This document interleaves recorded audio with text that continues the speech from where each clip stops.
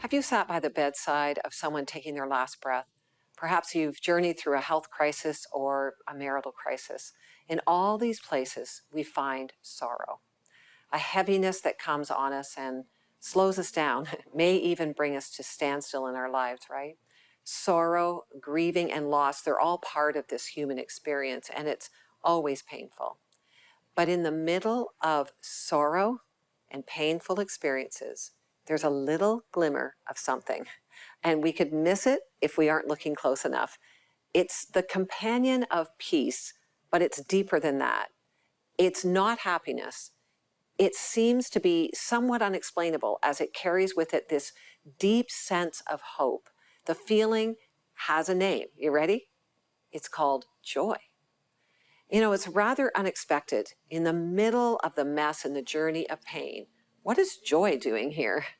Well, as I said, we can miss it.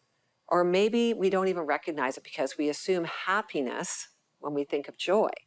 See, happiness is based on circumstances. Joy is not. Happiness can come and go in the good times and the bad, but joy is cultivated within us. It can be a constant and ever-present friend in life's journey, especially in the middle of pain. One said that joy was the gigantic secret of the Christian. I love that. So where does joy come from? Well, see, joy is found in a personal relationship with Jesus.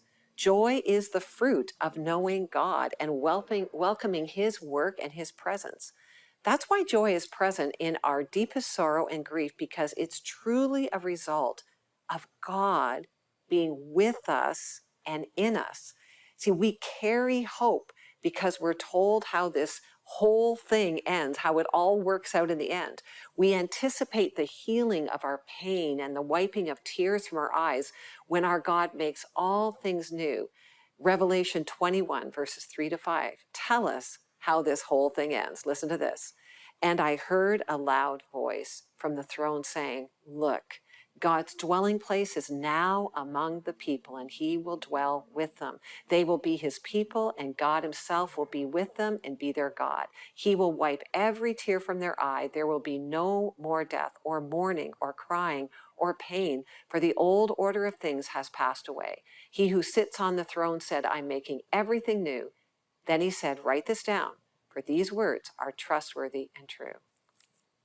That's why we can have rejoiced or even have joy in the middle of suffering, because we look for and expect this future hope that keeps us carrying this glimmer of joy in the midst of our pain. I cannot resolve the tension created by joy in the midst of my sorrow. Wish I could. But for now, I know, and you can too, that in the middle of sorrow, pain, and loss, you can have joy, because that's the presence of Christ within you. And He's promised you to never leave you or forsake you. And that's courageous living.